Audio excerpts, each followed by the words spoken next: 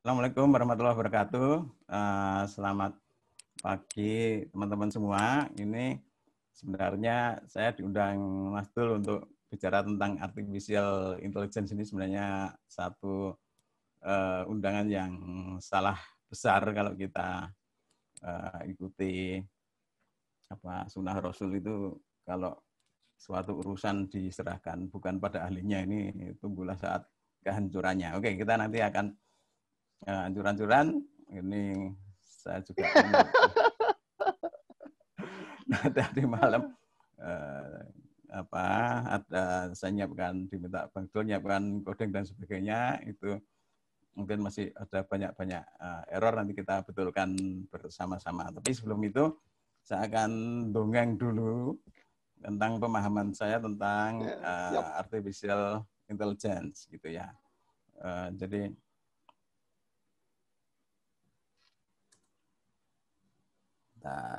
slide show.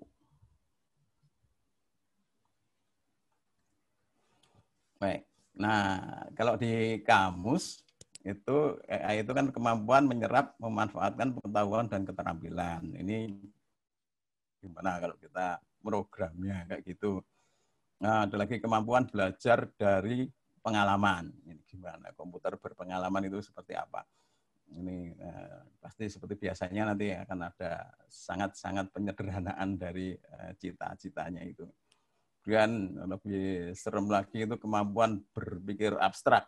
Wah, kita sendiri manusia, mahasiswa, dosen aja enggak terlalu pinter berpikir abstrak ya. Kita minta komputer untuk berpikir abstrak, ini juga gimana nanti caranya gitu ya. Memecahkan masalah. Nah, ini kita di skripsi itu merumuskan masalah aja keliru-keliru, apalagi memecahkannya. Ini juga nanti gimana kalau kita pakai komputer untuk melakukan itu. Kemudian memahami ide kompleks. Ya, memahami yang sederhana aja susah, apalagi yang kompleks. Jadi ya, itu yang kita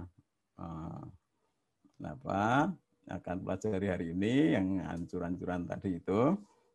Nah, kemudian setelah intelijensinya seperti itu kan propertinya manusia. Kita mau nyoba menirunya di komputer. Jadi kalau dilihat di kamus itu arti artificial intelligence itu kreasi tiruan dari kecerdasan manusia.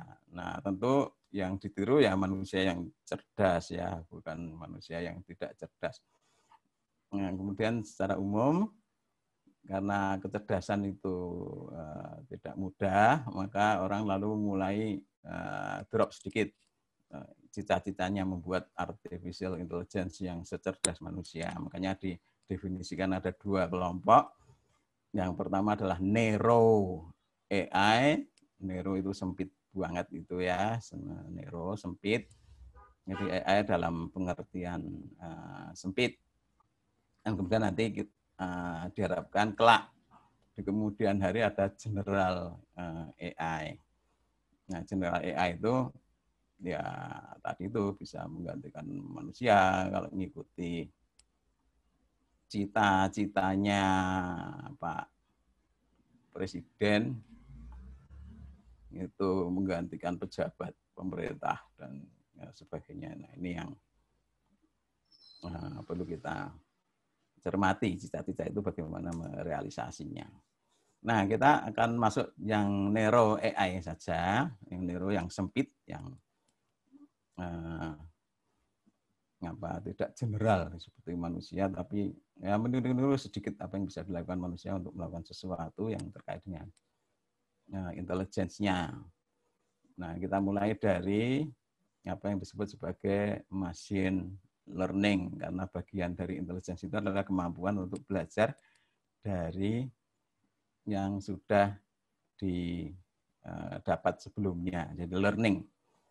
Nah, kalau karena kita mengimplementasinya pakai komputer, maka tentu yang kita kerjakan adalah komputer digital yang kita kenal sekarang.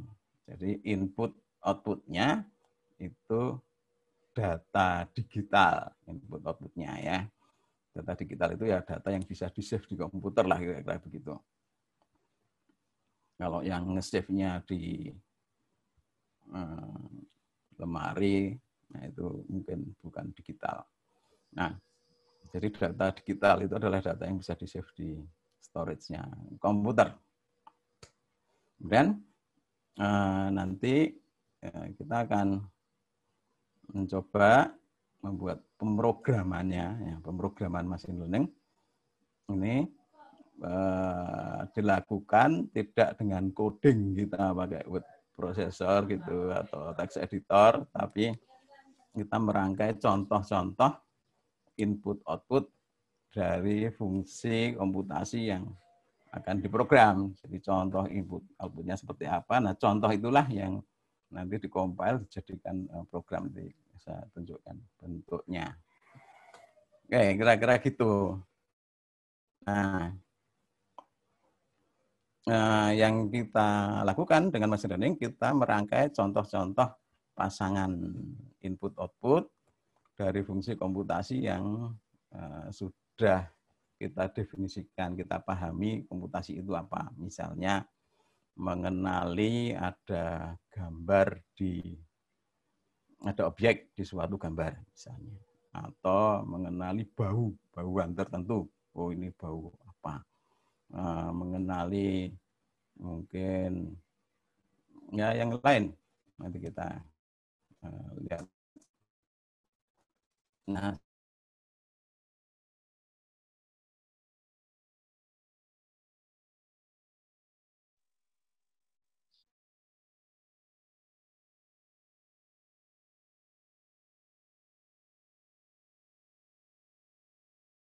nanti kalau bikin model sendiri agak susah, karena kalau kita lihat tadi, kita programnya kan tidak dengan coding, tapi dengan memasukkan contoh-contoh input dan output dari yang akan kita harapkan komputer itu melakukan sesuatu. Nah, untuk contoh kali ini, kita akan mencoba mengenali ekspresi wajah orang. Jadi apakah dia itu senyum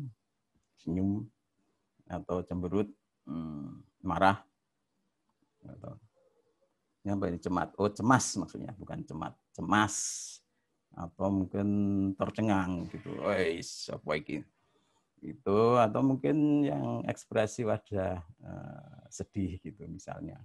Mungkin siapa tahu nanti kalau kita bisa membangun yang cukup akurat seperti ini, jadi nanti kalau kita sedang chatting dengan seseorang, kita bisa mengenali mood-nya.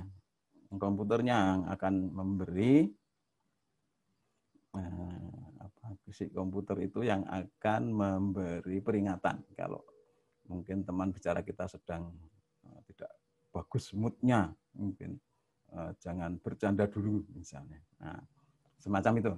Ini nanti yang akan kita contohkan. Nah, membangun machine learning itu pekerjaan paling berat pertama itu adalah mengumpulkan contoh-contoh yang akan diinputkan ke sistem itu untuk membangun modelnya, untuk dikompil jadi model.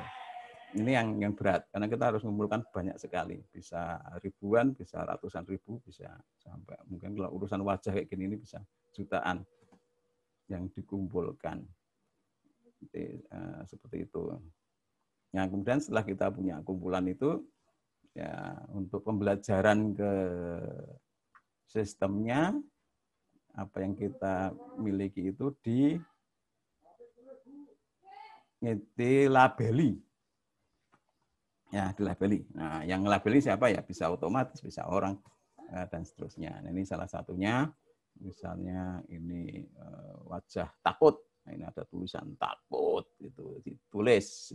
Ini mungkin tercengang. Nah, ini wajah tercengang, ini wajah gembira. Ya, ini gembira, takut, gembira, tercengang. Ya sudah cuma itu. Oh, ini ada wajah susah. Oh, sedih. Ini susah. Wajah susah. Nah, ini kita labeli. Jadi setiap data training tadi itu kita labeli dulu. Jadi kita itu untuk bersenang-senang ngelabeli. Nah, tentu dalam urusan ngelabeli ini karena butuhnya banyak sekali, jutaan, itu nggak bisa dilakukan sendiri. Kita harus minta tolong orang lain, orang banyak. Kalau teman-teman semua pernah mendapati untuk login ke suatu sistem, lalu diminta untuk mengerjakan tugas CAPTCHA. Nah, di dalam tugas itu ada sejumlah gambar dan diberi kotak-kotak gitu, lalu kita diminta untuk ngeklik di sebelah mana ada traffic light-nya, di sebelah mana ada mobilnya, di sebelah mana ada pohonnya, nah, semacam itu. Nah, dengan melakukan itu, karena ini dikirim ke banyak, mungkin ribuan, mungkin jutaan orang seluruh dunia, nanti mereka bisa mengumpulkan data-data tentang ini gambar rumah, ini gambar pohon. Bahkan dulu CAPTCHA itu juga pernah mengenali angka nomor rumah. Jadi ada potongan nomor rumah, kemudian kita diminta untuk mengetikkan itu angka berapa. Nah, itu yang dipakai untuk bahan training. Nah, kita nanti kalau mau coba-coba ini sebenarnya cepat aja karena waktunya juga sebentar. Kita kita lewati yang trainingnya. Kita langsung nanti memanfaatkan model yang sudah disediakan, yang dikoleksi. Ada satu mahasiswa bimbingan skripsi saya sedang mengerjakan ini. Nah, dia mencari-cari, mengkoleksi. Sudah ada banyak orang yang sudah mengkompil, membuat modelnya. Nanti bisa kita coba. Nah, ini fase pemrograman untuk machine learning dan tradisional, itu bedanya di mana?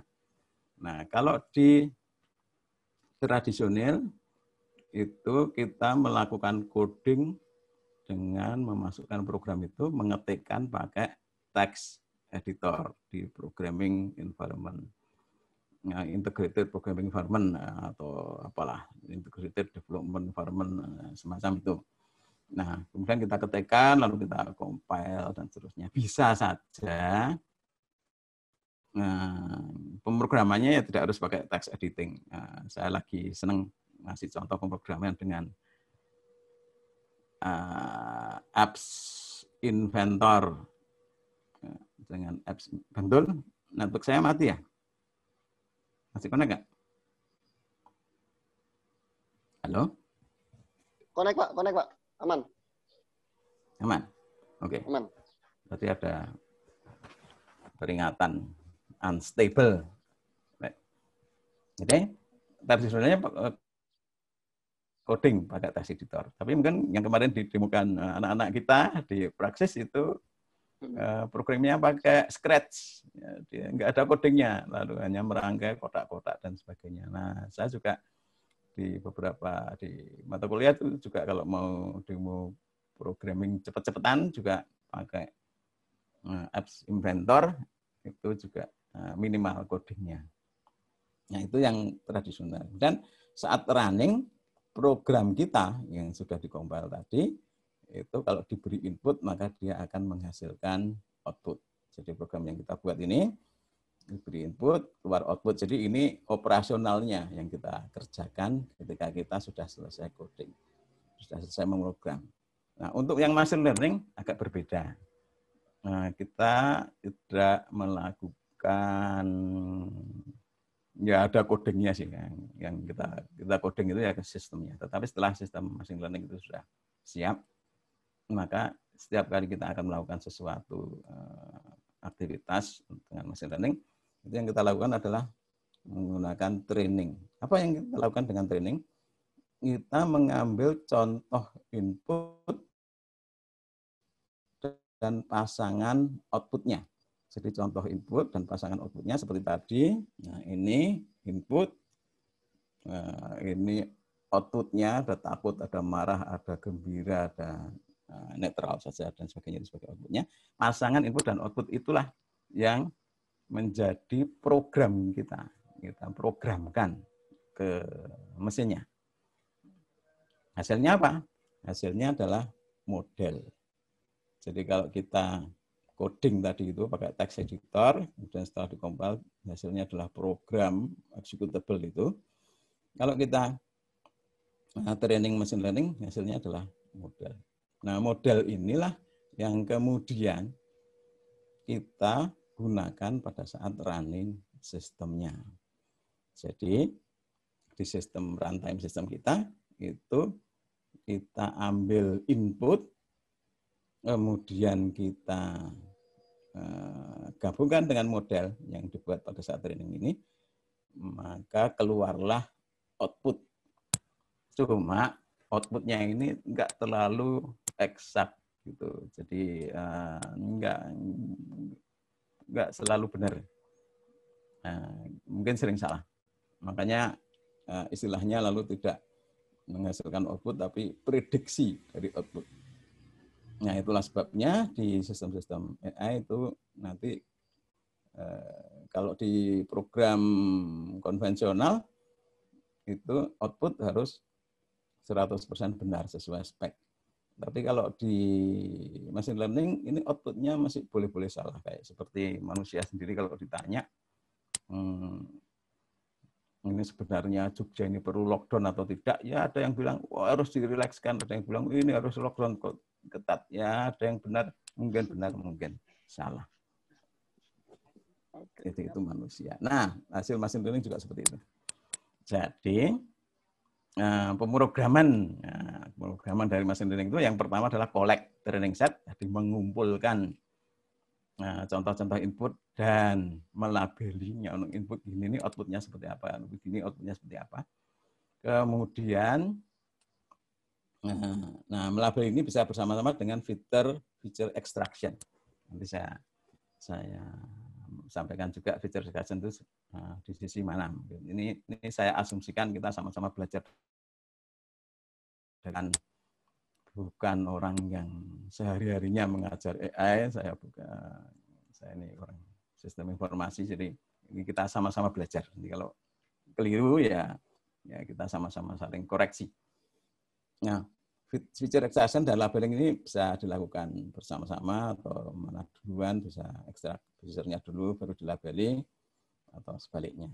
Nah, setelah itu dilakukan training. Hasil training tadi itu adalah model.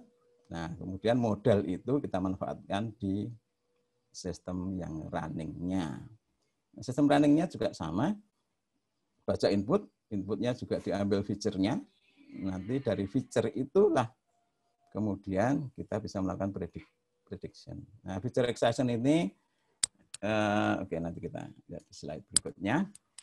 Jadi feature extraction itu adalah mengambil aspek data yang terkait sifat yang dicari.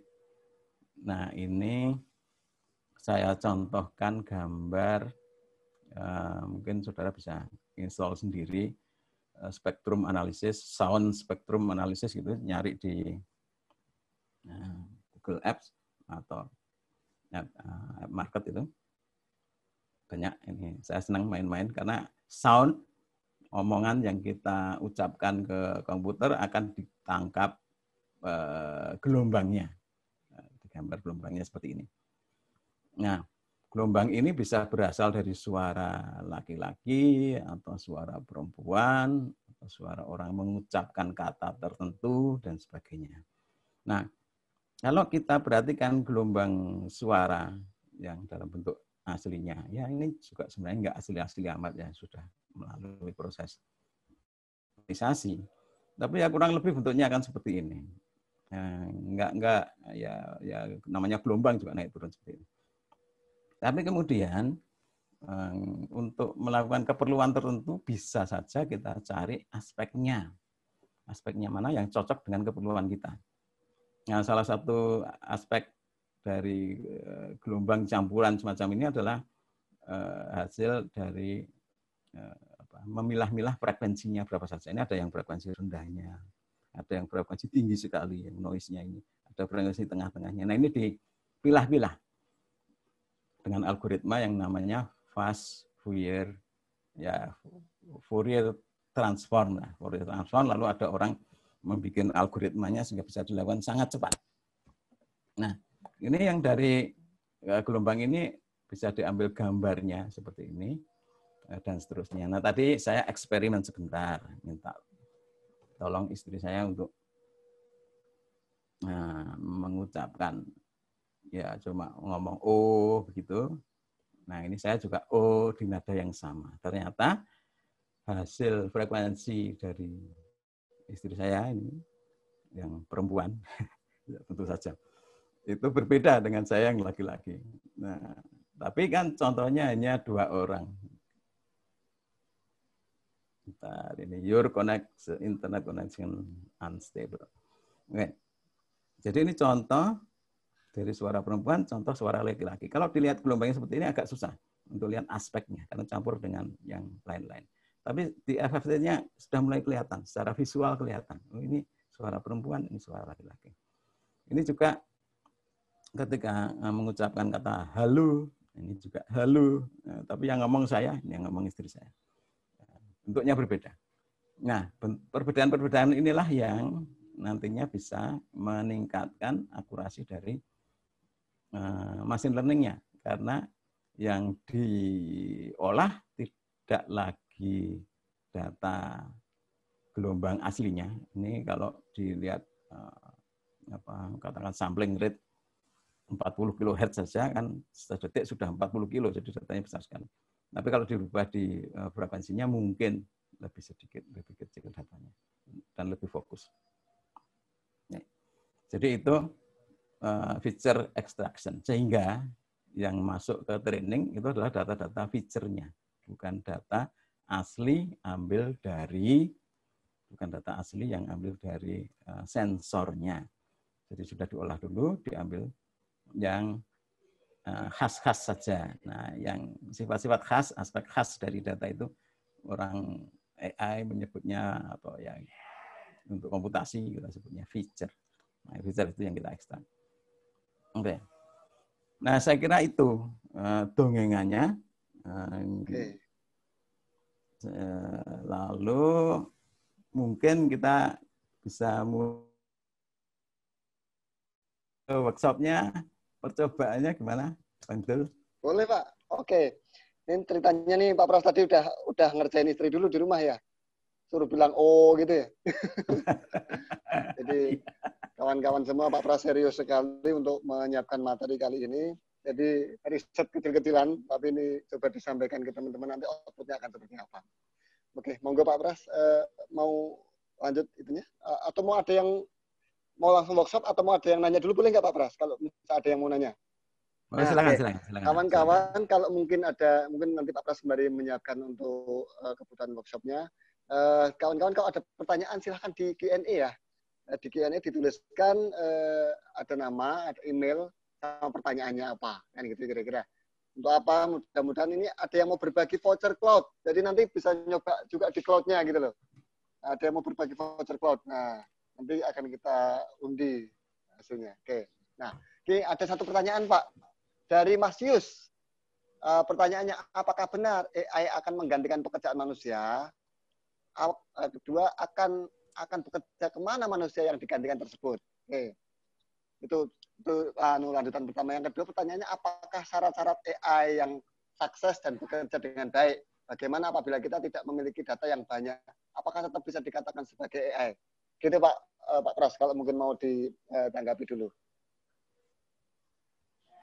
Nah, sebenarnya pertanyaan pertama itu bidang saya itu, informatika sosial. Mantap. Bidang kita, jadi bukan teknis kayak gini nih, Wah, lihat grafik-grafik ini pusing saya. Tapi Pak Pras ini masih coding terus teman-teman. Jadi siapa Pak Pras yang sudah senior ini masih coding, kita kalah nih sama beliau. Enggak Pak. Ya, jadi ceritanya kalau AI itu kan sebenarnya ya bagian dari apa yang kita kenal sebagai teknologi selama ini.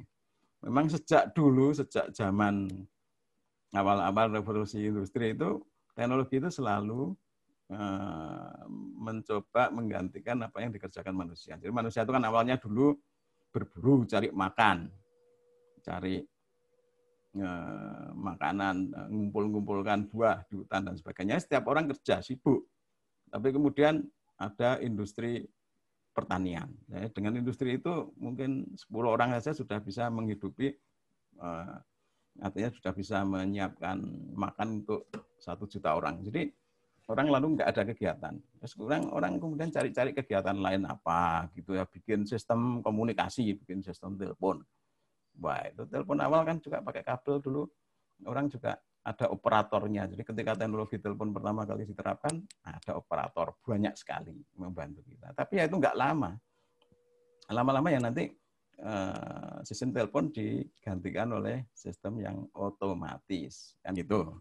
Jadi telepon sekarang otomatis, nggak ada operatornya yang menghubungkan seseorang dengan orang lain. Itu sudah dikerjakan sendiri oleh teknologinya.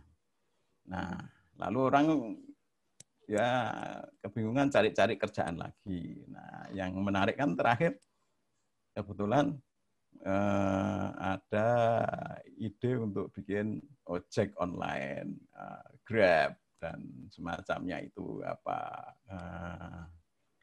Gojek dan sebagainya, teman-teman. Nah, itu kan kemudian tiba-tiba kita bisa menghimpun, itu kan jadi semacam pahlawan gitu yang buat orang banyak bisa bekerja, lalu menurunkan angka pengangguran dan sebagainya. Hebat sekali, tiba-tiba banyak orang bisa bekerja begitu saja.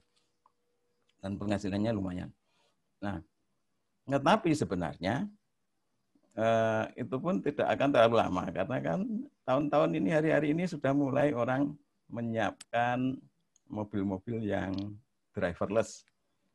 Jadi ya mungkin dalam 5 tahun, 10 tahun ke depan, orang-orang ini nggak kerja lagi gitu, harus berkreasi lagi, mikirkan kreasi yang lain. Nah udah gitu kena COVID sekalian, jadi nganggurnya udah sekarang kan. Nggak nunggu driverless car, ini sudah mulai pada. Jadi nah itulah kemudian kita harus berkreasi. Ya kalau ditanya betul nggak menggantikan manusia, iya, teknologi selalu. Tukang linting rokok juga dengan mesin rokok ya hilang. Sehari bisa dapat 100-200 pak, kalau mesin ya bisa 1 juta, 2 juta pak. Jadi ya begitu. Nah, kalau AI menggantikan manusia, tidak dalam arti kreativitasnya. Kan selalu kejar-kejaran dengan teknologi. Teknologi itu untuk sementara ini, nanti kalau sudah general AI katanya bisa kreatif. Tapi sementara ini belum terlalu kreatif. Jadi dia hanya memanfaatkan apa yang sudah dikerjakan manusia. Nah, dokter-dokter juga begitu. Sekarang ada Halo Dokter, ada Halodoc segala macam. Itu kan sekarang aja mengumpulkan tanya jawab user dan dokternya.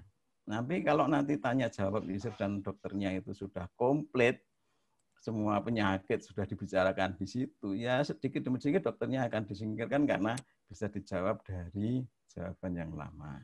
Dengan teknik AI mencocokkan pertanyaan, meskipun dengan ditanyakan dengan kalimat yang berbeda, tapi sistem akan bisa tanyakan. Oke. Nah itu pertanyaan keduanya. Oke Pak, itu pertanyaan keduanya, apakah kalau datanya cuma dikit, apa masih dikatakan sebagai AI, Pak? Gitu.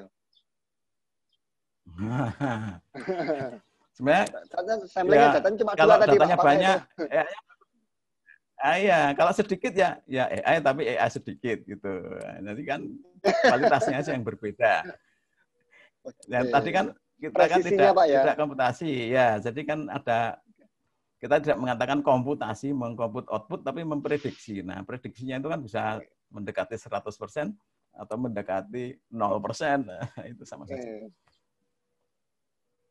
Oke, Mas Yus. Lanjut ini Pak, ada satu lagi ini.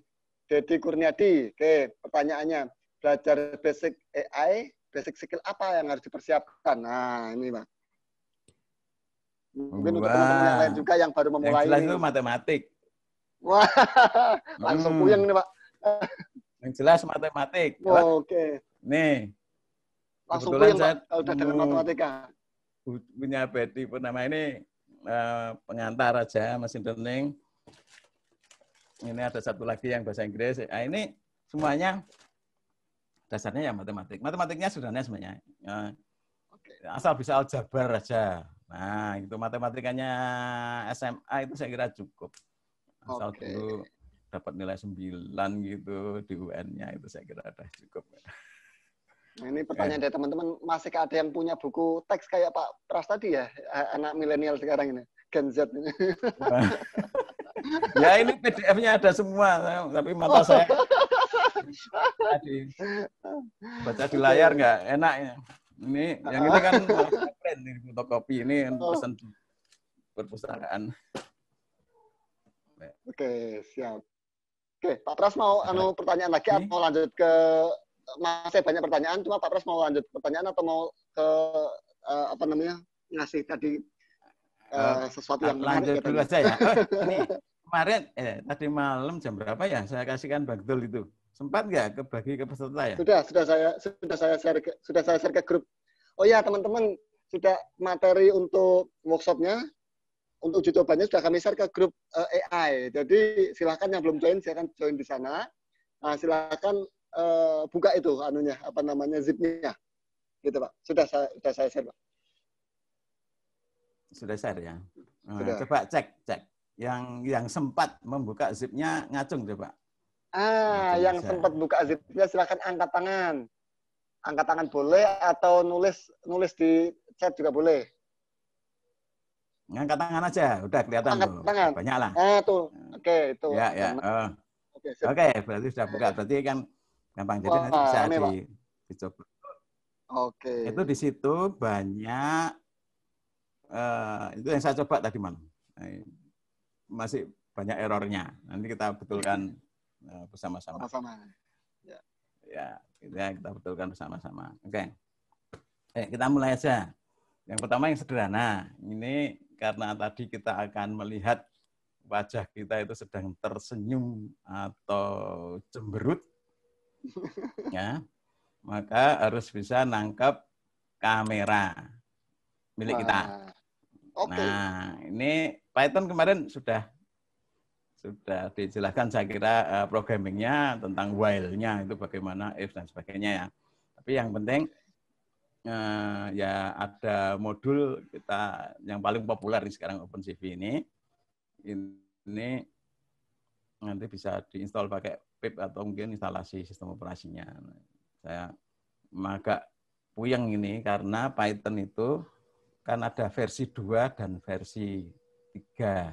Sekarang itu default-nya versi 3. Tapi karena Linux saya itu sudah diinstal sejak versi 10, upgrade terus itu, kan kalau saya ketikkan Python itu masih versi 2.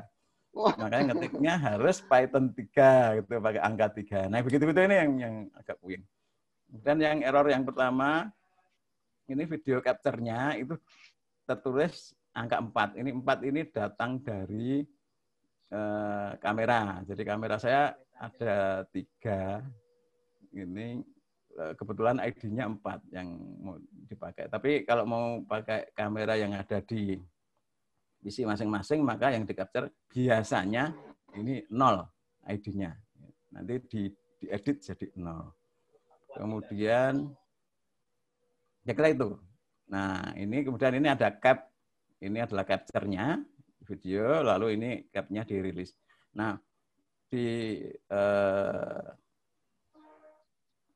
yang saya bagikan ini ada cap variabelnya bawah, variabelnya video, kan beda, diganti cap, diedit. Nah ini kalau dijalankan, ya, nanti langsung didemokan aja ya. Gimana boleh, Pak Bendul? Langsung demo aja boleh, ya. Siap. Oke, Pak. Nanti bareng-bareng langsung demo saja. Kan kita memang hobi demo ini, Pak. Nah, iya, oke. Demo. Ini kebaca nggak ya, Bang? Kebaca, Pak. Kebaca, Pak. Besar. Gini. Cukup, saya Pak. besarkan nggak? Saya sih masih Jelas ini. Cukup. Tidak usah Pak, Jelas. cukup. Oke, saya tambah dikit aja. Saya pakai tablet cukup. Oke. Oke. Baik. Jadi itu saya masukkan ke folder namanya Workshop AI Praxis ini. Kita lihat dulu hal yang pertama, yang sederhana. Video capture-nya dulu dipastikan jalan. Karena kalau nggak jalan, ya nggak bisa main nanti. Oke. Mohon maaf, saya orang tua editornya pakai VI. Saudara mungkin mau pakai Nano, pakai Notepad. Jangan ikut-ikutan pakai editor VI kalau belum pernah, nanti tersesat. Nih, video capture. Ini programnya sederhana. Ini capture-nya yang 4 saya ganti 0 karena kebetulan nanti kamera yang 4 sama yang 2 dipakai untuk keperluan ini. Jadi ambil yang 0 yang di atas notebook-nya itu. Jadi ini sekedar itu, mari kita coba jalankan.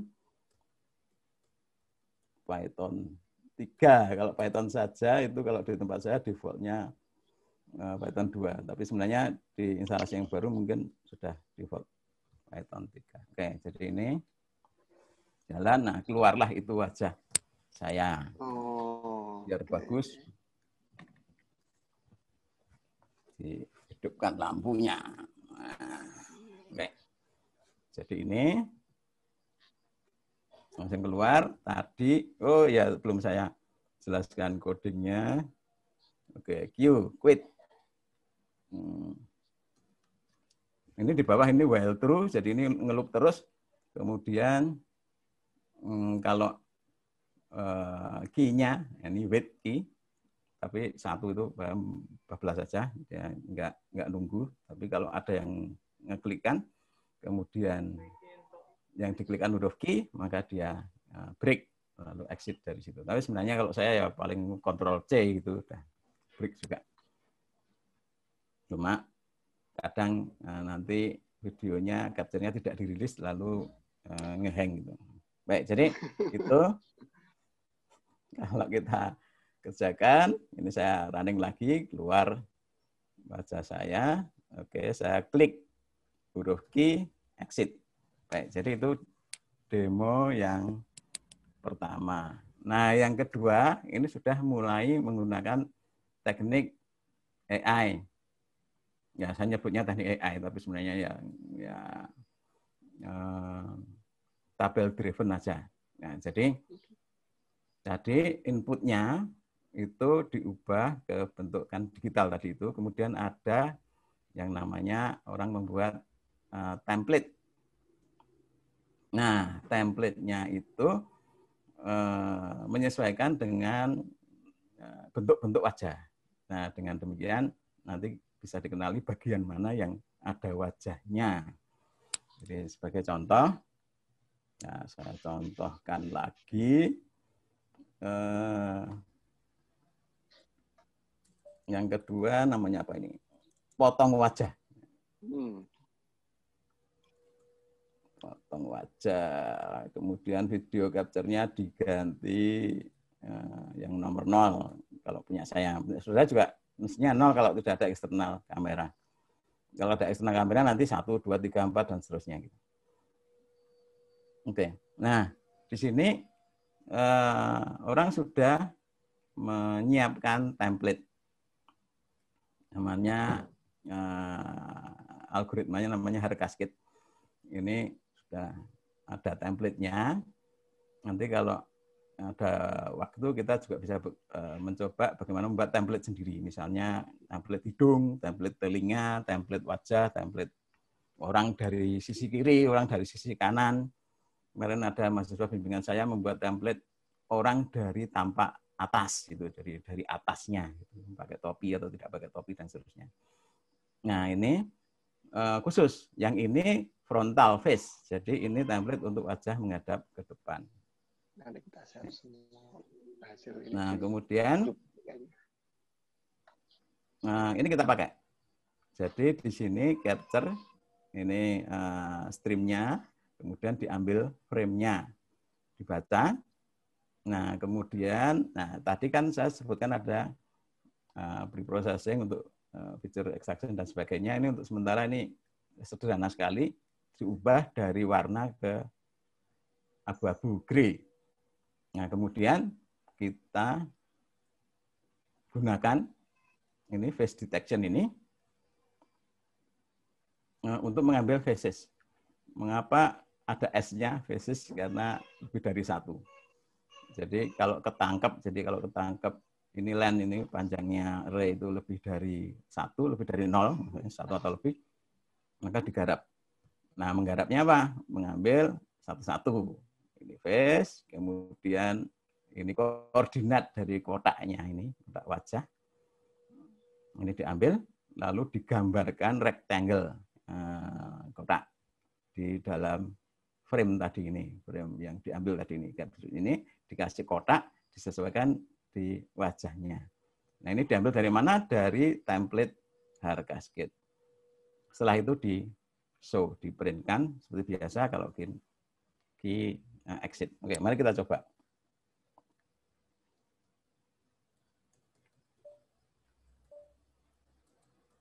Potong wajah. Nah, dari di situ wajah saya sudah dipotong. Nah, ini wajahnya hanya satu ya. Kalau lebih dari satu,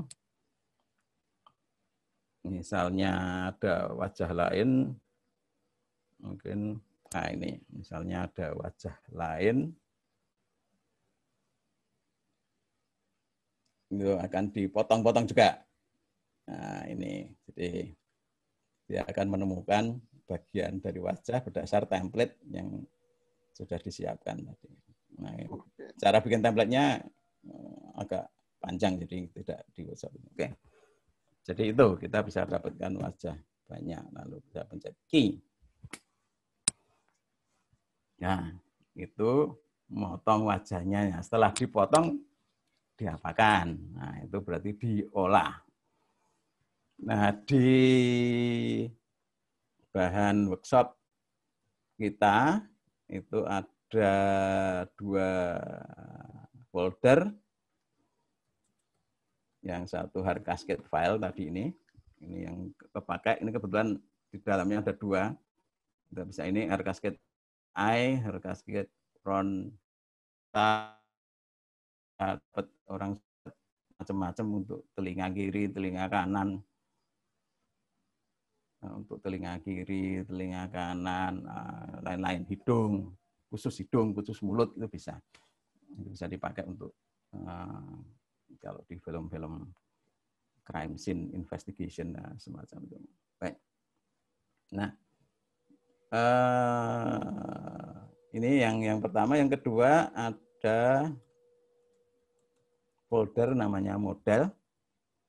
Ada satu saja.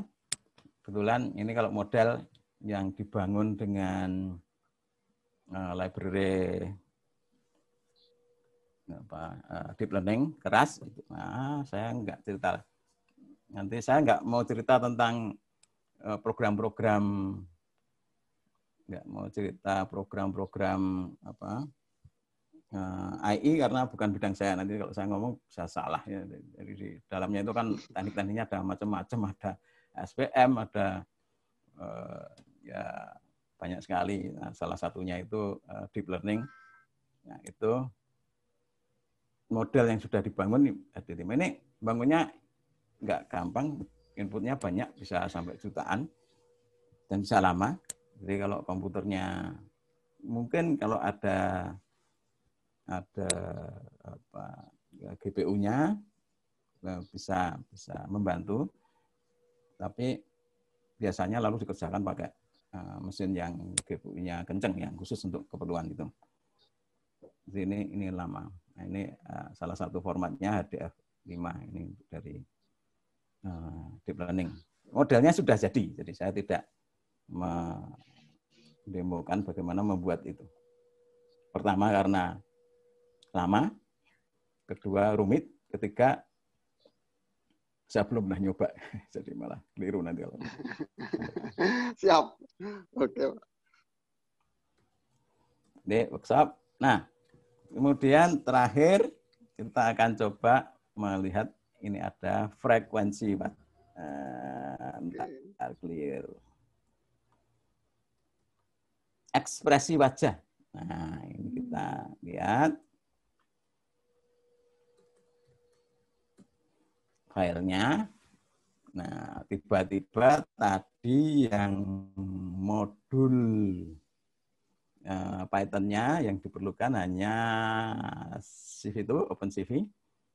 Sekarang kita membutuhkan modul IM utils, utility untuk image utility untuk manipulasi image satu dimensi jadi 2 dimensi, 3 dimensi dan seterusnya, termasuk kan color itu, warna itu kan bisa macam-macam cara merepresentasikan warnanya dan sebagainya.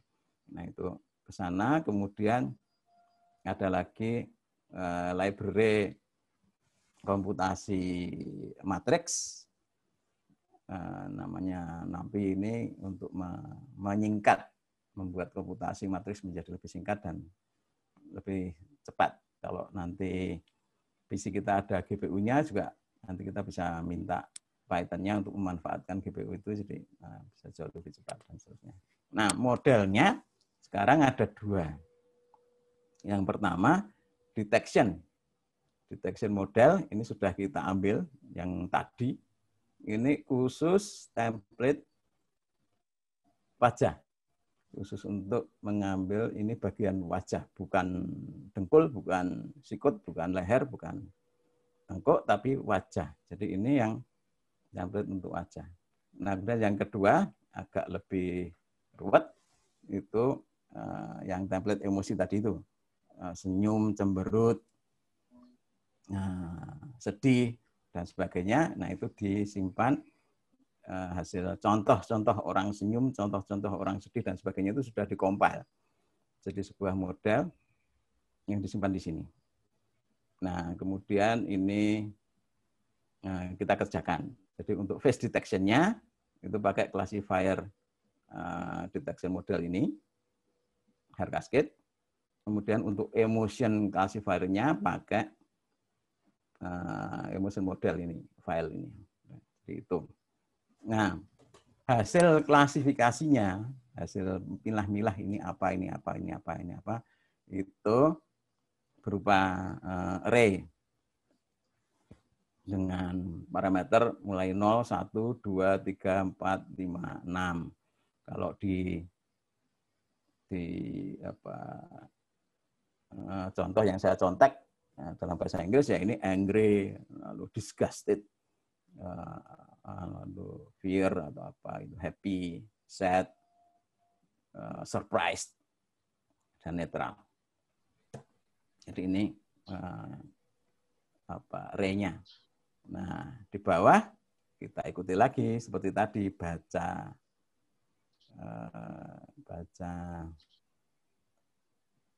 kamera, diambil 1 frame, kemudian di-convert ke grayscale karena untuk keperluan senyum atau cemberut atau itu tidak membentuk warna, tapi hanya bentuk saja. Dan kemudian kita manfaatkan tadi face detection-nya, itu dimasukkan yang image dari frame, digerakkan untuk diinputkan, dan kemudian dapatlah kotak-kotak face-nya tadi itu. Nah, kemudian ini kita garap semua kotak-kotak itu. Nah, kemudian kita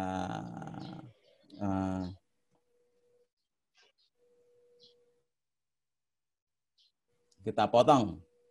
Kita potong kalau sudah belajar array, ini memotong kotak dari array image tadi itu, mulai dari face Y sampai face Y plus ketinggiannya, kemudian FY, FX sampai FX lebarnya, Y-nya itu lebar. Ini lebarnya, ini posisinya, posisi pojoknya, ini lebarnya. Nah, kemudian karena modelnya yang tadi itu dikompil pakai wajah yang sudah di-resize ke ukuran yang sama, 48 kali 48, maka kotak-kotak tadi kan ukurannya bisa beda-beda. Nah, itu disamakan menjadi 48,48 supaya bisa dicocokkan dengan konten modelnya. Kalau beda nanti nggak bisa cocok, disamakan dengan konten modelnya. Nah, kemudian karena di model itu juga dengan float, tipe float, maka tipenya, angka-angkanya itu dibikin float, bukan integer tapi pecahannya. Nah, kemudian kita konversi ke array. Jadi tadi kan IMG itu kan ada selain posisi titik-titiknya, ada grayscale-nya, ada informasi macam-macam, dan dipindahkan ke array saja supaya nanti bisa dimasukkan ke classifier-nya. Nah, dimensionnya juga disesuaikan dengan modul NP tadi itu. Ini matris komputasi. Jangan tanya saya ngapain nanti. Kalau saya tanya paling juga hanya saya jawab dengan googling, ya, di Google dulu nanti ketemu ini. Nah, kemudian kita dapatkan Pred dengan memasukkan Roy tadi itu ke classifier yang sudah dikasih makan model. Nah, dengan R ini region of interest-nya, kotaknya terus dimasukkan, maka dapatlah prediksinya. Ini berupa angka ini. Jadi ini berupa angka.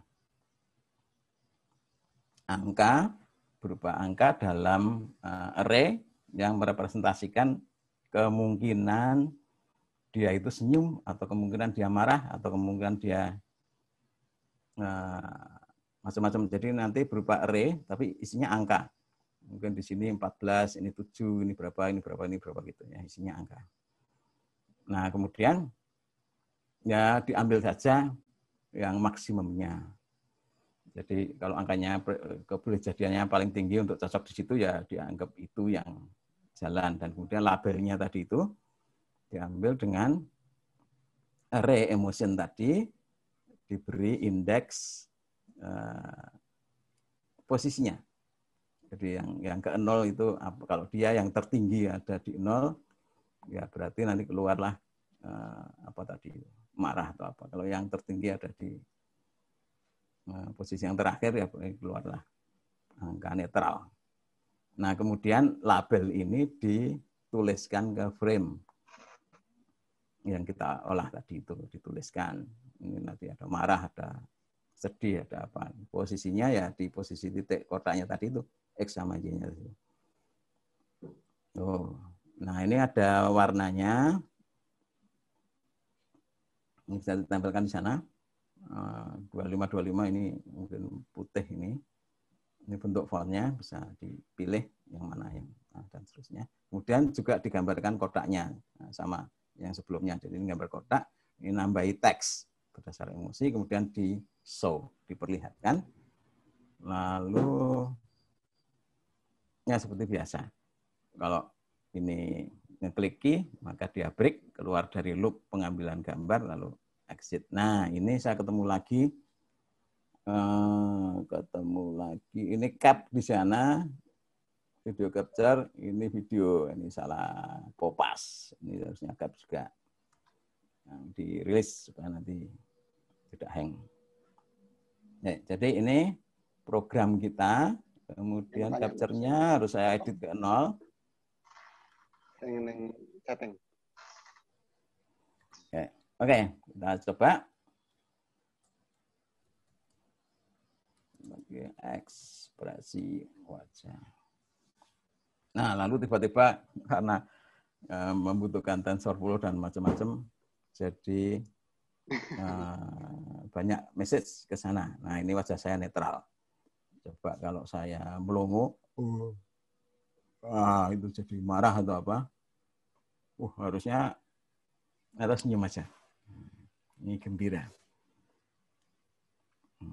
Ini gembira. Mantap. Marah, netral.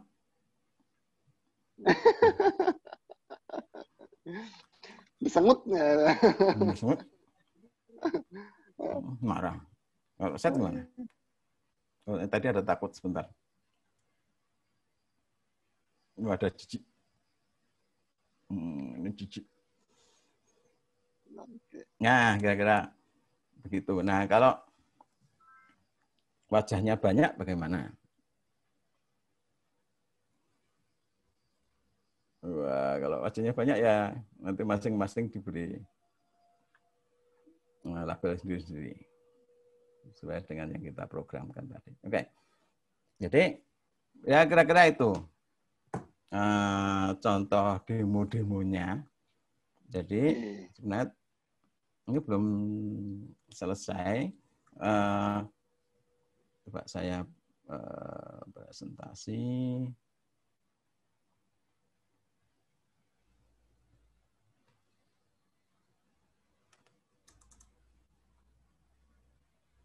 Bentar.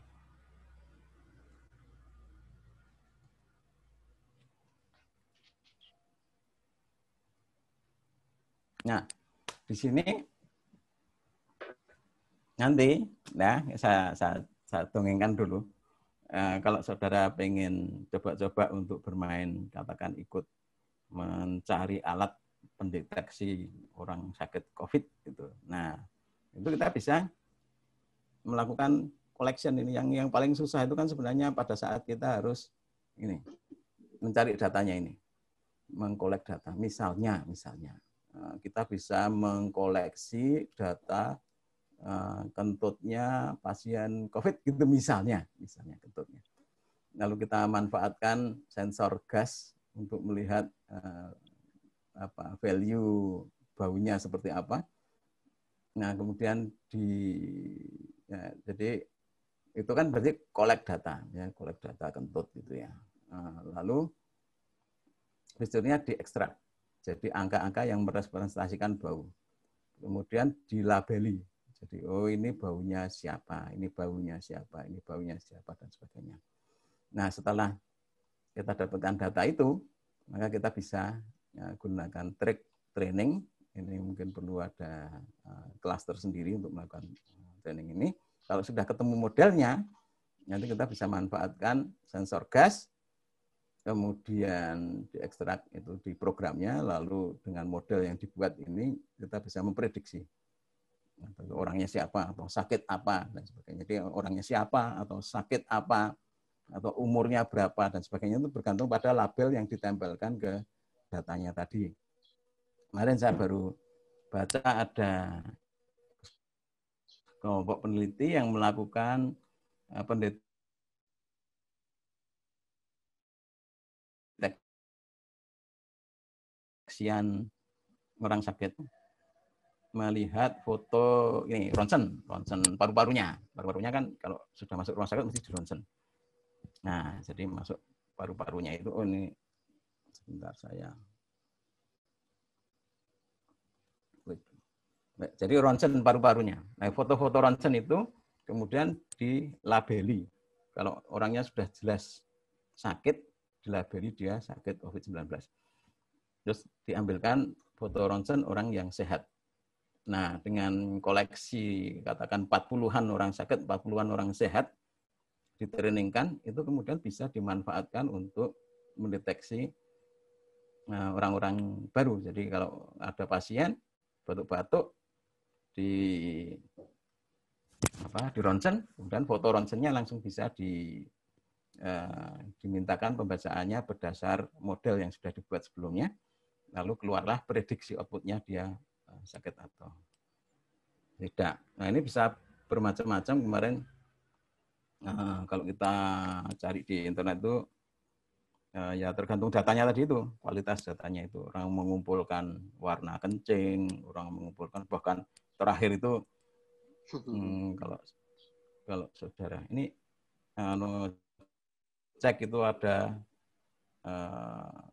tidak hanya fingerprint tapi malah anal print dan semacamnya. Oke, saya kira itu Pak. Oke, menarik sekali Pak Pak Pras. Nah, seru-seru. Wah, jadi tadi teman-teman sudah sudah mencoba. Ada yang mencoba tadi Pak Pras. Ada mencoba. Nah, dia cuma menemukan tadi ada error apa namanya di menjalankan di mana ya? Dari Ada nggak yang mencoba? Ayo ngacung.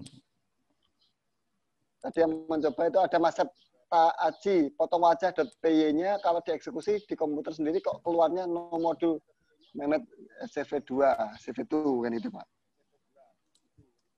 Oh iya, itu yang saya lupa. Kalau di file itu kemungkinan ada readme, ada modul-modul yang memang harus diinstal di bawaannya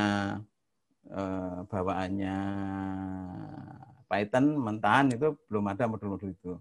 Kecuali teman-teman yang barangkali install Python-nya pakai Anaconda. Kalau nggak salah, kalau installnya pakai Anaconda, itu sudah komplit semua modul-modul AI-nya. Tapi ya, kalau nggak ada itu diinstal aja. Gini cara nginstallnya, tapi waduh, saya pakai Linux ini nggak tahu ada temennya apa enggak.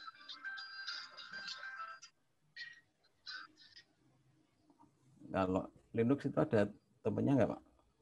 Nah, itu.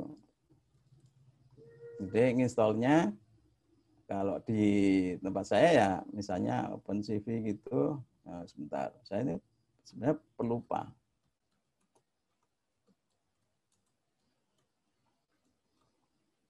Nah, ini ada installnya, ini menginstal CV. Nah, pip install CV2. Tapi kayaknya ini gagal. Nah, terus diulang lagi, pip install OpenCV. Oh, gagal. Nah, berhasilnya ini, pip install OpenCV Python. Pip install OpenCV contrib Python. Jadi ini yang benar. Ini yang benar. Saya kira ini aja cukup. Yang contribnya mungkin nggak diperlukan. Jadi ini pip install OpenCV Python. Nah, selain itu juga ada modul-modul yang lain. Seperti ini untuk yang terakhir, yang file terakhir itu kita butuh keras. Jadi pip install keras. Kemudian kita butuh TensorFlow. TensorFlow itu modul di bawahnya keras. Itu pip install TensorFlow. Kemudian satu lagi yang perlu diinstal itu image utility. Ini pip install utils. Jadi 3 ini. TensorFlow sama satu lagi mana ya?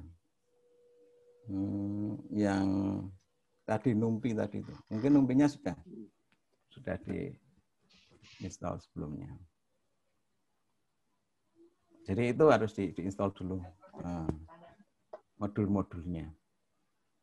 Tapi ini history komen-komen saya kalau dilihat banyak sekali ini pasti banyak gagalnya. Kan biar ketahuan Pak nyoba Pak. Nyoba sedikit. Nah, kemudian ada satu lagi. Ini yang konyol lagi itu saya baru baca. Install itu ada 2 macam kalau di Linux atau Ubuntu yang saya pakai ini. Bisa menggunakan PIP, ini bawaannya Python. Ya, bisa juga ternyata Ubuntu menyediakan yang pakai instalan apt biasa. Jadi apt coba. Nah, ini juga ini capture. Nah, ini apt install. Nih. Oke. Apt install. Nah, yang modul-modulnya Python itu juga bisa diinstal lewat apt install. Celakanya ini kita harus nggak celaka sih, mungkin pengalaman aja. Kita harus konsisten. Kalau misalnya lewat apt, sebaiknya lewat apt terus, jangan campuran antara pip dan apt. Kalau dicampur-campur nanti sistemnya bingung. Dalam arti kita akan membuat kita jadi bingung karena kalau ada masalah kita harus uninstall, itu kadang kita keliru lupa. Dulu installnya di pip, terus uninstallnya di apt atau sebaliknya. Ini juga membuat kita kacau. Tapi kalau anak-anak muda mungkin ingat ya. Kalau saya sudah tua gini ini selalu lupa. Itu ada lagi pertanyaan. Siap. Oke, banyak sekali nih pertanyaan Pak Pras. Kita mulai buka ke pertanyaan Pak Pras ya. Siap. Oke. Dari Pak Muhammad Hasan Boim. Mohon maaf Pak, saya membuat itu pakai saya baru gabung untuk software pembuatan AI itu pakai apa ya Pak? Tadi OpenCV tadi udah dijawab, kayaknya saya bantu jawab dikit Pak ya. Gimana? Terus kemudian tadi ada yang nanya. Tadi barusan putus sih. Nggak apa-apa. Tadi ada yang nanya pembuatan software AI pakai apa? Tadi kan salah satunya ini untuk image ini tadi kan pakai OpenCV kan gitu kan. Yang tadi udah dijelaskan semuanya tadi sebenarnya udah dijelaskan. Pakai ya OpenCV itu akan ada di mana-mana. Jadi kalau kita pakai C juga membutuhkan library OpenCV dan semacamnya. Jadi ada juga yang itu. Oke. Lanjut yang kedua, Pak. Oke, ada Mas Fatur. Kalau segala macam ini halo? Ya, oke, Pak. Halo, Pak. Oke. Untuk dari Mas Fatur, untuk tanya mengenai image processing, untuk dasarnya apa saja yang harus dipelajari DNA dan diketahui. Lalu tools dan environment apa saja yang harus saya gunakan untuk membuat aplikasi image processing. Dan yang terakhir, metode apa yang bisa dipakai untuk membuat sebuah image processing. Ini mungkin sudah dijawab tadi, Pak ya?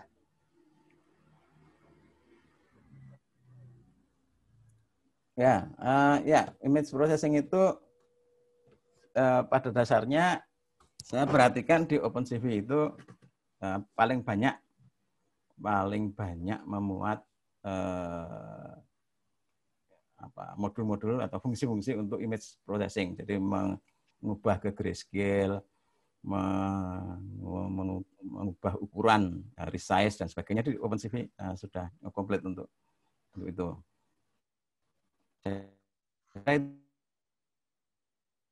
Oke, itu Pak, ada pertanyaan untuk image di OpenCV. Halo Pak Beras. Halo Pak. Ya. Oke, ada pertanyaan lain ini Pak. Pertanyaan. Halo. Putus, oke. Ya? Oh ya tadi putus sebentar Pak. Ini ada pertanyaan menarik nih Pak dari Fahrizal Asidik. Oke, pertanyaannya mengerikan nih. Saya dari pengamat security. Kita lihat hacker tanpa teknologi AI saja sudah mengerikan. Mereka bisa take over sistem, menciptakan data breach dan lain-lain. Saya ingin tanya bagaimana pendapat Bapak tentang attacker yang menggunakan AI. Apakah akan bisa lebih berbahaya dan bagaimana cara menanggulanginya? Karena saya lihat banyak antivirus menggunakan AI atau machine learning masih bisa kebobolan, terutama pada setelah zero day. Nah, ini ada pengamat security nih Pak.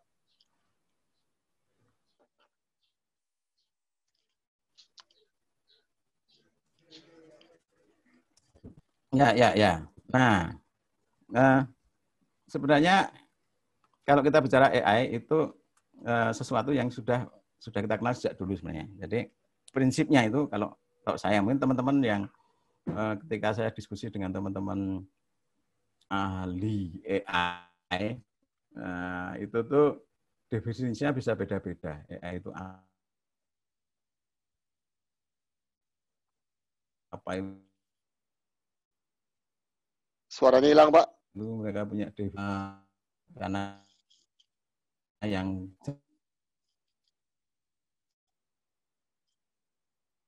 Halo Pak, suara hilang Pak. Yang general juga belum ada ya.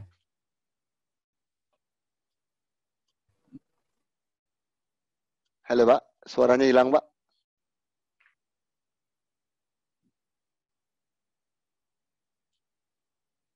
Oh, putus. Keluar berarti. Ya. Halo Pak Pras.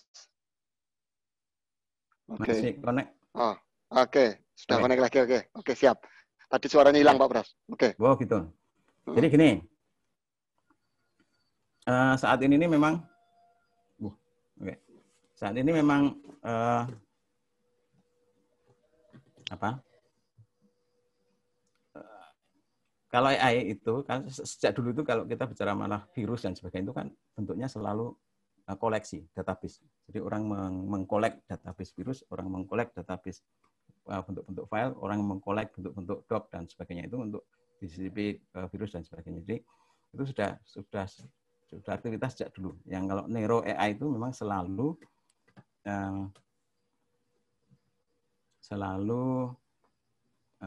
bentuknya itu adalah koleksi dari contoh-contoh yang lama. Nah, yang sekarang agak mengerikan itu karena demi kemudahan, demi kepraktisan, itu banyak orang yang melepas data begitu saja. Salah satu contohnya, ini mungkin saya sampaikan aja karena ini menjadi perdebatan umum. Boleh, Pak. Jadi di pemerintah daerah Kabupaten Banyuwangi itu mengonlinekan data nama, NIK, dan alamat penerima bansos. Nah, ini jadi masalah. Di satu sisi mereka melakukan itu karena mengharap ada transparansi. Jadi masyarakat bisa cek dia siapa yang dapat dan siapa yang nggak dapat. Tetapi transparansi model ini itu mengakibatkan data itu terbuka luas. Siapapun bisa mendownload, kemudian nggak tahu lagi bisa dimanfaatkan untuk apa. Karena teknik-teknik AI yang ada sekarang itu kan dasarnya juga dengan data-data seperti ini. Data-data yang sangat banyak. Tuh. Nah, kalau orang mengumpulkan, ini ternyata ini data koleksi orang. Ya katakan penerima bansos itu orang miskin. Orang miskin itu orang yang mungkin akses ke beberapa hal menjadi terbatas sehingga pengetahuannya juga terbatas dan mudah atau relatif lebih mudah ditipu misalnya. Jadi ini yang perlu kita sadari bersama. Sebenarnya kalau kita menyadari itu, kita bisa memikirkan bagaimana mencegahnya. Yang penting itu kita paham bahwa internet sekarang itu memuat banyak informasi yang seharusnya tidak dipublikasikan di situ. Nah, orang senang kalau nemu langsung dikoleksi, langsung di-download, dan seterusnya. Begitu. Oke. Halo, wah putus lagi ya. Dapat data bersih, Pak ya. Oke, siap. Oke, Pak. Halo, Pak. Yap. Halo, Pak. Siap. Oke, Pak Bras. Yap. Iya, putus lagi. Suaranya. Halo, Pak. Oke, apakah ini terdengar, Pak? Terdengar sih. Udah dengar, Pak. Udah dengar. Suara saya? Halo, Pak. Halo? Delay ya, Pak ya? Terdengar, Pak? Halo, halo. Terdengar, Pak? Halo. Aman? Terdengar. Aman. Oke. Saya dengar. Terdengar. Lanjut, Pak ya. Lanjut pertanyaan. Oke. Ya, Pak. Lanjut. Oh, gini. Oke, lanjut pertanyaan. Oke, lanjut. Oke, nah ini kan di atas. Pertanyaan berikutnya ini, Pak. Tadi ada yang apakah dari Mas Ahmad Fauzi, apakah data input yang dimasukkan untuk pengujian setelah diekstraksi fiturnya perlu ditransform kembali ke bentuk awal, Pak? Kembali ke awal bentuk semula. Gitu. Transform. Ya, nah ini ada dua hal. Kalau model kita sudah bagus, itu mungkin tidak diperlukan dimasukkan lagi. Tapi kalau kemudian katakan performance-nya masih 70%, 80% gitu, ya biasanya kalau ada data baru dan kita bisa memastikan output-nya itu benar, itu ada baiknya. Suaranya hilang, Pak. Oke. Hilang lagi. Kalau posisinya sih nggak mute ya saya. Oke, lanjut, Pak. Oke, lanjut, Pak. Tadi hilang, timbul tenggelam. Waduh. Oke, mungkin videonya tak matikan aja, Pak ya? Boleh, Pak. Sampai mana tadi? Yang ini Pak, apa namanya, ada pertanyaan. Apakah data input yang Halo? dimasukkan untuk pengujian, yang data input, halo? Oh iya ya, oke. Oke, itu Pak. Ya, udah paham. Apakah perlu diambil Jadi lagi? Ya. Ya betul. Saya perlu sampaikan ada istilah, nanti coba dicek, namanya active learning. Active learning itu masukkan input-input baru yang baru saja di testingkan, baru saja dipakai pada saat runtime. Itu kemudian ada proses seleksi untuk bisa diikutkan di dalam pembentukan modelnya. Nah, ada dua hal, membuat model nanti kuliah sendiri aja, dibuat model itu. Nah, ada yang mungkin aktif learning aja, dalam arti ini data baru dimasukkan, modelnya dibuat lagi dari awal, ini lama. Ada juga yang istilahnya transfer learning, jadi data baru dimasukkan secara incremental. Tapi ini ada ilmunya tersendiri. Ya jawabannya ya, kalau modelnya belum mendekati 100%, maka kalau ada masukan baru, sebaiknya diikutkan untuk training model baru. Itulah sebabnya beberapa model-model yang beredar di internet itu ada versinya. Ada versi sekian, dan kita diharapkan mendownload versi yang terbaru karena di dalamnya sudah memasukkan data-data training yang baru. Oke Pak, lanjut Pak. Ada pertanyaan lagi nih Pak dari Mas Aidil Fahmi. Pertanyaannya, apakah ada template deteksi wajah lain selain menggunakan hair cascade? Nah, tadi kan kita mendemokan hair cascade Pak. Halo? Halo? Putus. Oke, terus. Oke, halo Pak Prakash. Ini halo, dari oke, dengar suara saya Pak? Ya. Oke, ada dari Mas Aidil Fahmi. Apakah ada template deteksi wajah lain selain menggunakan hair cascade? Oh, banyak. Oke. Jadi ada banyak yang lain. Bisa cari hair cascade itu yang paling tua menurut saya, yang saya kenal paling awal. Jadi saya takutnya salah-salah kalau yang lebih baru. Tentu yang lebih baru harapannya bisa lebih bagus. Jadi ada selain hair cascade. Silahkan di-explore aja, googling, nanti akan ketemu. Oke Pak, kemudian ada pertanyaan dari Muhammad El Abror. Nah ini Pak, sampel wajah kan banyak Pak, bisa jutaan seperti tadi. Apakah mungkin bisa disederhanakan dengan mengambil satu wajah laki-laki dan satu wajah perempuan, lalu dimodifikasi sedemikian hingga agar tidak perlu mengambil sampel wajah yang banyak tadi. Nah ini mau mensimplifikasi Pak ceritanya. Data trennya dimodifikasi. Oh, bisa. Tentu tidak sempurna sekali, tapi memang ada trik untuk melakukan itu. Biasanya mereka menggunakan trik itu untuk keperluan mengambil wajah yang posisinya tidak terlalu tegak. Jadi nanti misalnya front gitu, lalu kita trainingkan dengan wajah-wajah yang agak tengok kiri, tengok kanan, tengok atas, tengok bawah. Nah itu ada algoritma untuk memodifikasi wajah agar terlihat seperti menengok kiri, menengok kanan, atas, bawah. Nah ini yang kemudian bisa dipakai untuk memperkaya data trainingnya. Jadi bisa ada trik-trik melakukan itu, termasuk juga di transformasi, agak di jembeng ke kiri, jembeng ke atas, dan seterusnya. Apakah termasuk itu Pak yang kalau kita pernah ada challenge kayak kemarin di yang foto-foto challenge itu kan gitu Pak? Itu yang kemarin sempat ada kan Pak yang foto sekarang menjadi nanti 10 tahun ke depan atau tuanya kan begitu? Itu nanti ya. Apakah ada itu juga bisa, tapi sebenarnya kalau saya mikirnya kalau komputer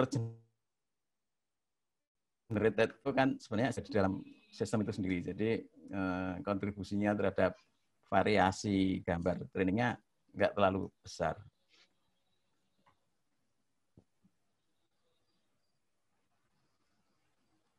Halo Pak, hilang suara Pak. Oke.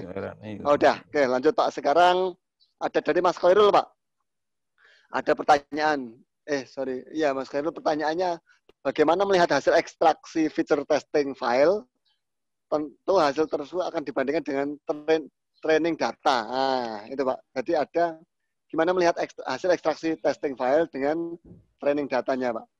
Membandingkan dengan training datanya. Ups. Putus ya, Oke, Pak? saya ulang Pak sedikit dari Mas Khairul. Bagaimana melihat hasil ekstraksi fitur testing file? Tentu hasil tersebut akan dibandingkan dengan training data.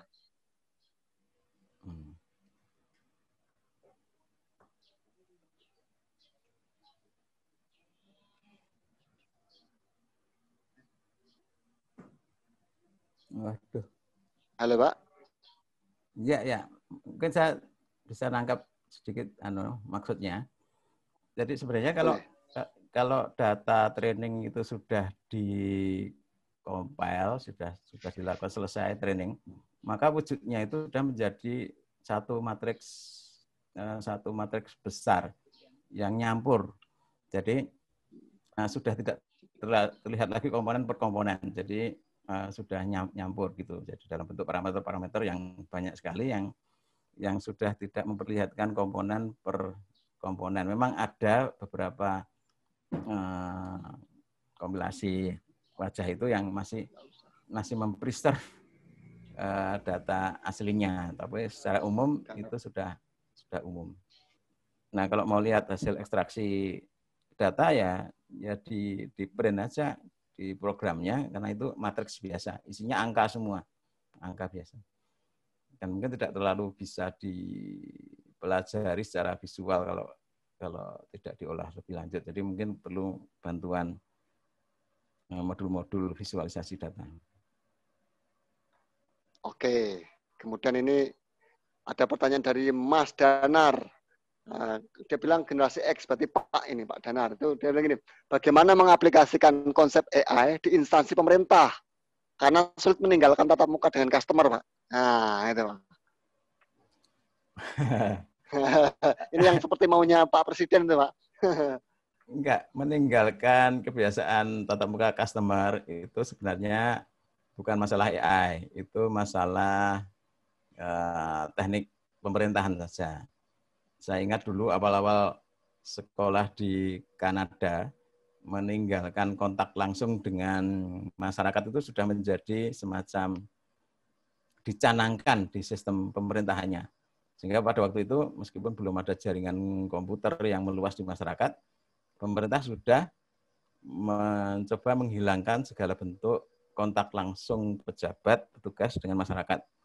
Caranya korespondi dengan masyarakat itu diselenggarakan oleh kantor pos. Jadi semua, misalnya kita mau aplikasi SIM, mau aplikasi ini itu aplikasi dikirim lewat pos. Dan hasilnya juga kalau lulus dan sebagainya, hasilnya juga dikirim lewat pos. Jadi ini masalah policy pemerintahan. Nah, kalau selama policy pemerintahannya itu masih menghendaki adanya pemeriksaan langsung antara pejabat dan masyarakat, ya otomatis teknologinya tidak akan digunakan meskipun mungkin tersedia. Tapi kalau belajar dari pengalaman sekarang kan pemerintahan juga off semua nih Pak. Apa namanya, layanan tatap muka kan juga off. Sepertinya ya, dengan adanya COVID ini kan juga mungkin mentransformasi. Nah. Iya, ini COVID ini memang kalau zaman dulu yang namanya e-learning, e-government segala macam itu kan nggak laku. Nah, orang nggak laku, Pak. seneng itu. Nulis kita dulu nulis buku tahun berapa, Pak? 2000. Tahun 2000 kan nggak laku, Pak, ya saat itu. Ya, nulisnya laku. Tulisan kita laku dibaca orang. Tapi tidak laku untuk implementasi. Nah, gitu. Dan kasusnya EKTP pula, Pak.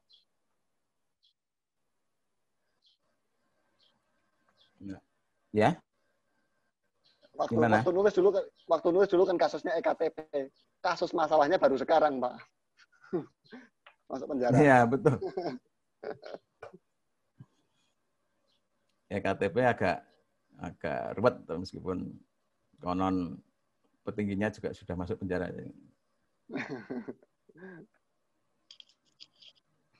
Pertanyaan Oke, lagi. Bapak, oke, masih banyak sekali pertanyaan.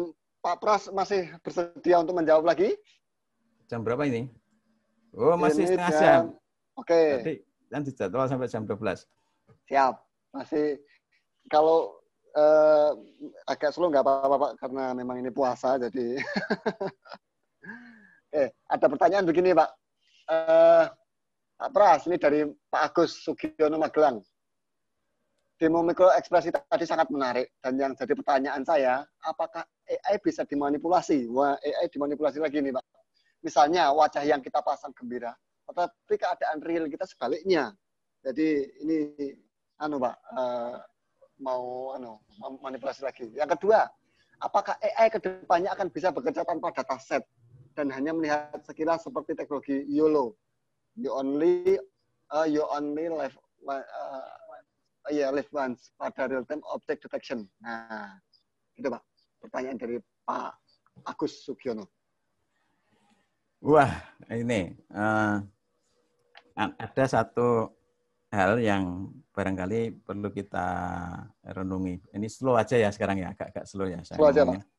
Slow aja. Jadi ada sesuatu hal yang perlu kita sadari. Kelihatannya ini ekspektasi orang itu bisa agak berlebihan, meskipun mungkin juga agak kurang gitu ya. Tapi ekspektasi kita ke AI itu kan ke sana.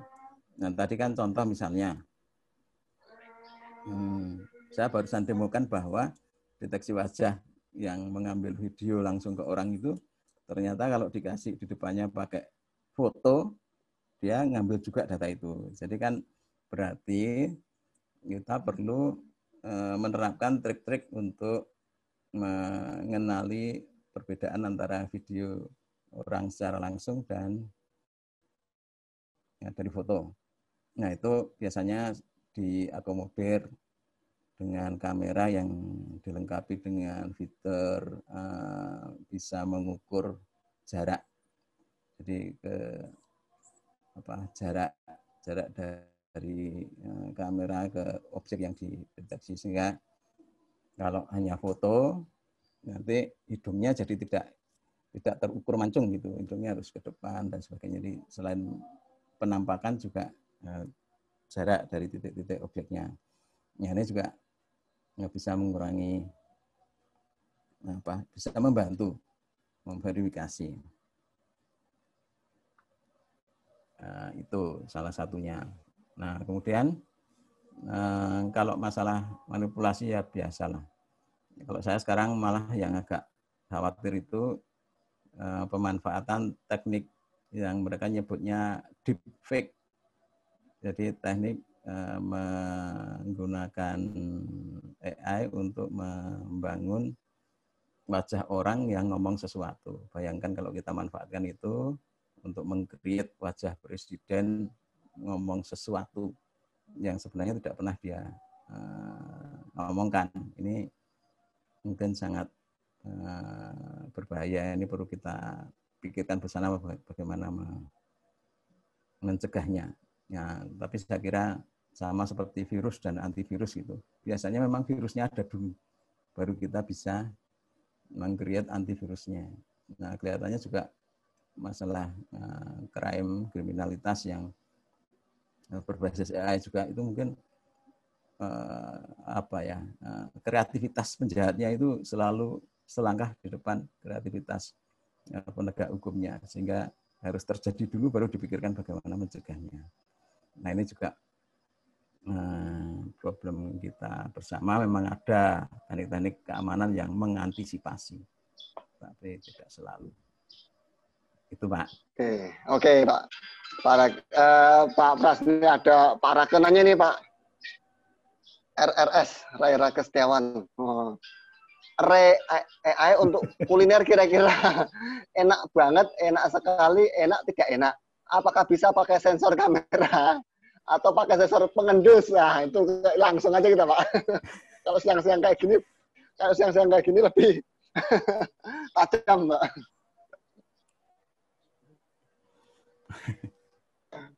AI untuk kuliner ini menarik nih. Saya makan siang itu Pak Rak ini. Iya, karena kan sebenarnya kan AI itu kan quality control aja lah sebenarnya. Ya di situ tidak AI-nya itu kan teknik sensor sama mungkin IoT gitu mungkin lebih dekat daripada AI-nya sendiri. Kalau AI itu kan ada unsur learning dan sebagainya. Oh, tapi ada dongengan menarik. Nah, dongengannya itu begini. Dulu waktu saya kuliah di jurusan fisika, itu pada waktu itu ada dosen matematik MIPA namanya Pak Wasisto. Nah, Pak Wasisto itu mempelajari karakteristik dari bunyi gamelan dan kreasi gending-gendingnya. Nah, kemudian beliau membuat program kecil dengan bantuan kerjasama dengan Jepang kalau nggak salah pada waktu itu, memanfaatkan program komputer untuk meng-create komposisi dari gending Jawa. Sayang saya cari-cari nggak ketemu. Saya dulu punya bukunya itu, gending-gending Jawa karya komputernya Pak Wasisto. Itu ketika digelar konsernya itu ternyata masyarakat juga tidak bisa mengenali kalau itu komposisi dari mesin. Dan itu tahun berapa itu saya kan mahasiswa angkatan 80 ya. Jadi ya tahun 80-an sekian gitu, 82, 83 itu sudah ada gending itu. Nah, sekarang juga muncul, kemarin saya baru nemu di YouTube, nanti bisa di search, itu musik-musik karya AI. Ini juga menarik. Jadi softwarenya sudah ada. Kita bisa meng-create musik bergaya Elvis atau musik bergaya K-pop. K-pop gitu yang belum ada itu campur sari. Nah, itu kemudian kita masukkan parameter bahkan dengan natural language processing, natural language understanding itu sekaligus juga bisa dikarangkan liriknya. Jadi kita tinggal memasukkan mau tema tema putus cinta atau tema kesandung masa lalu, galau dan sebagainya, itu bisa di-create-kan secara random tapi runtut. Jadi dia meng-create kalimat random tapi mengikuti aturan bahasa dan kemudian dibuat runtut story-nya, semantiknya. Dan kemudian itu dipakai untuk mengisi vokal dari karya kreasi musik. Dan not bad gitu.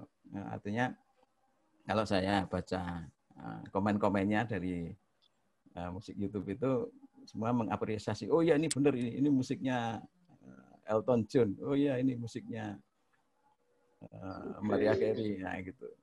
Menarik sekali. Presisi berarti Pak ya. Ya, kalau di telinga saya agak wagu-wagu sedikit, tapi saya yakin kan tinggal penyempurnaan aja. Yang penting dasarnya kan sudah ada. Nah, yang berbahaya itu tadi. Jadi kalau itu kemudian dipakai, karena kan kita sekarang katakan sedang ada perang informasi. Putus Pak. Putus. Oke, udah nyambung lagi Pak, udah nyambung. Sudah nyambung lagi Pak. Oke. Perang informasi. Jadi Amerika versus Cina sedang saling tuduh sumber dari COVID-19. Nah, kemudian keluarlah banyak artikel-artikel yang membicarakan itu, teori konspirasinya macam-macam. Lalu kemarin saya baru baca ada artikel dari Uni Eropa yang menuduh ternyata saling tuduh Amerika dan Cina itu sebagian besar diproduksi di Rusia.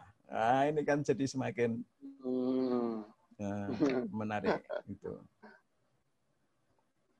Dan membuat artikel yang masuk akal itu sekarang semakin gampang karena kalimat itu ada checkernya kan, ada spelling. Dulu hanya spelling checker, tapi sekarang ada grammar checker. Dan yang terakhir ini semantik checker. Jadi tidak hanya spellingnya, tidak hanya grammarnya, tapi semantiknya pun dicek. Jadi kalau misalnya kita buat 3-4 halaman, 3-4 kalimat di satu paragraf, itu sistem bisa membantu kita melihat apakah kalimat-kalimat itu saling mendukung atau bertentangan maknanya. Putus lagi ya? Itu udah nyambung lagi, Pak. Oke. Wah, oke. Oke, ada lagi ini. Oke, ada lagi nih, Pak. Jadi pertanyaannya Pak Raga tadi lebih enak dieksekusi nanti sore, Pak ya? Siap. Gocekan aja Pak Raka. Ya, gosen ya apa? GoFood. GoFood. Terus nanti supaya kita endus, Pak, tidak hanya dalam kamera. Oh, nah kalau dari GoFood itu dari kamera, Pak, betul.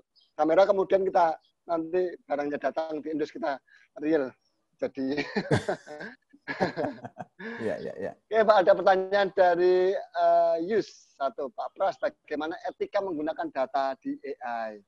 Apa perlu perjanjian khusus sebelum menggunakan datanya? Nah, itu etika nih, Pak. Etika penggunaan data, Pak. Ya, kalau etikanya ini coba nanti teman-teman men-searching Undang-Undang Perlindungan Data Pribadi. Tapi kelihatannya masih RUU ya, RUU PDP ini sudah hampir final.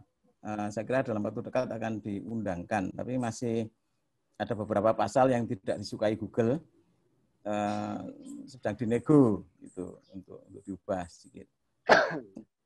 Ini mungkin dibaca dulu di situ, perlindungan data pribadi. Jadi ada beberapa pihak, termasuk apakah kalau kita katakan kita jam berapa ini? Masih ada waktu sedikit ya. Coba saya share ya, screen saya.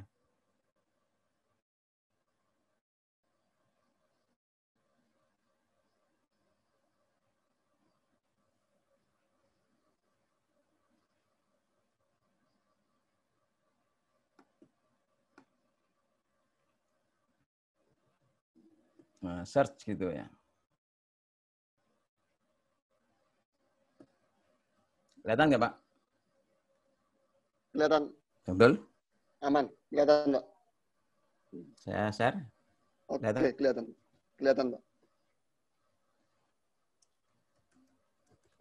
Oke. Ini misalnya saya search image wajah Indonesia. Nah, gini kan kita akan temukan wajah-wajah Indonesia yang di-share oleh orang-orang. Nah, ini masih ada perdebatan apakah kalau kita menempatkan wajah kita di internet itu otomatis public domain, kita bisa scrap. Karena orang kan tadi kalau mau training ya gini caranya itu.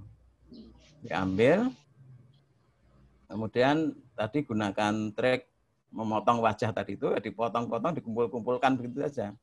Nah, kemudian itu dipakai untuk training. Nah, ini kemarin ada, ini masih panjang diskusinya, baik kalau di Indonesia, Eropa dan Amerika itu mendalam sekali pemikirannya. Jadi ini sekarang masih didiskusikan scraping wajah dari internet untuk keperluan training AI itu boleh apa tidak. Karena kita kan bisa melakukan labeling otomatis. Putus ya Mas? Enggak, Pak. Jalan cuma agak kurang lancar. Misalnya wajah. Halo? Oke, kelihatan. Dengar, Pak. Halo? Halo. Dengar, Pak. Kedengaran. Ups. Dengar. Oke, kedengaran, Oke, Pak. misalnya wajah jerawat gitu ya misalnya. Oke. Saya search wajah jerawat di internet. Orang yang berjerawat. Nah, jadi hal semacam ini apakah boleh apa tidak untuk kita kemudian scrap lalu dengan training. Ini yang mungkin perlu dipikirkan. Oke, Bang.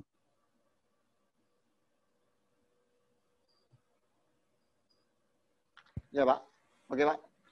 Eh, pertanyaannya masih banyak sekali, tapi Pak Pras masih ada ini ya, masih masih mau saya bacakan lagi atau cukup?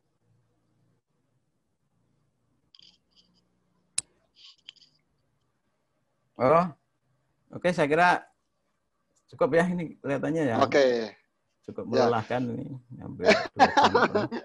Nggak apa-apa, Pak. Nah, sementara cukup dulu, nanti ini pertanyaan ini nanti saya share ke Pak Pras kalau misalnya Pak Pras mau melihat-lihat nanti. Teman-teman ini juga sudah kami buatkan grup Telegram, Pak. Apakah nanti kalau Pak Pras Kerso masuk, boleh untuk sharing-sharing sama Oh, teman-teman oke. mungkin. Silakan. Loh, Nah, siap. boleh. Nah, nanti biar Siap. pertanyaan yang masih ini bisa kita diskusi banyak Silakan. teman. Ya. Oke, terima kasih Pak Pras. Waktunya dan Siap. sharing ilmunya Pak Pras. Oke, mudah-mudahan bermanfaat. Ini Pak, 10 hari terakhir biasanya kan itikaf nih Pak. Nah, jadi kali ini kita itikafnya di Zoom. Kajian di Zoom, Pak. Oke, terima kasih Pak Pras. Mungkin Pak Pras boleh live kalau misalnya mau istirahat.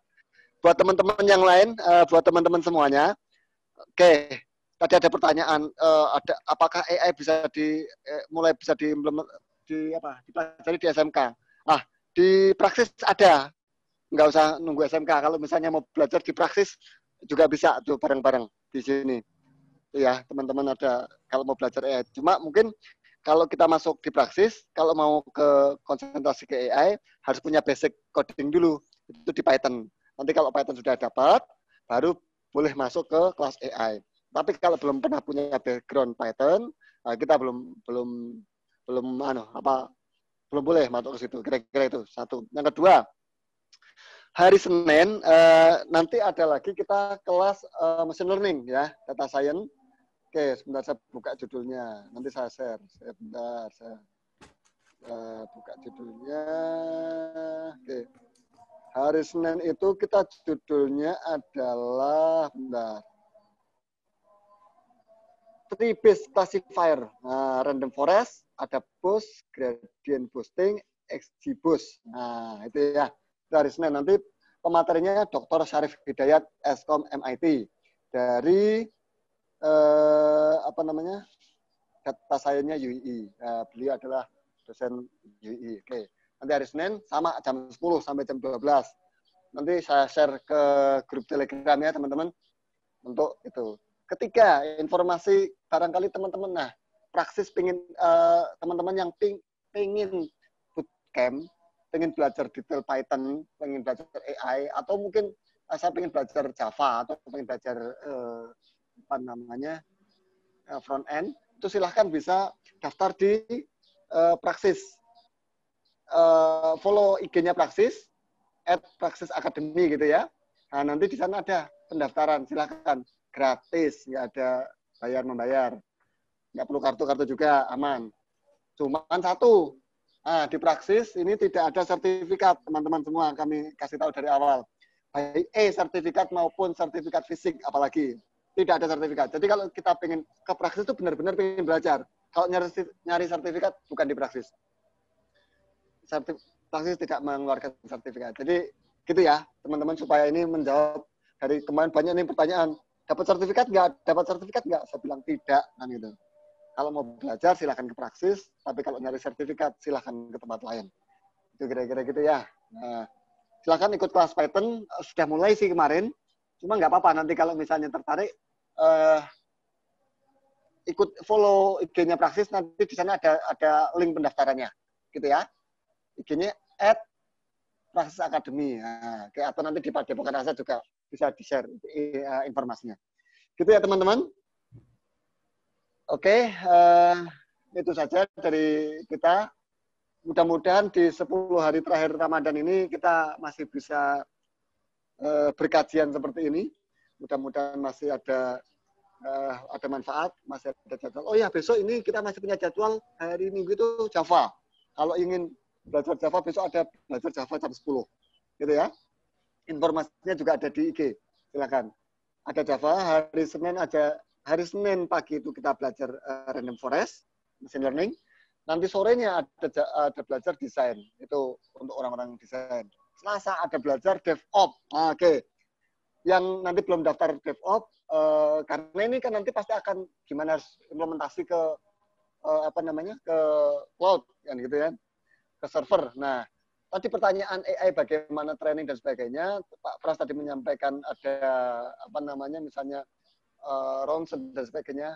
Kita hari Selasa ada kelas DevOps. Teman-teman silakan nanti ikut, yang habis ikut kelas AI ini bisa ikut kelas DevOps.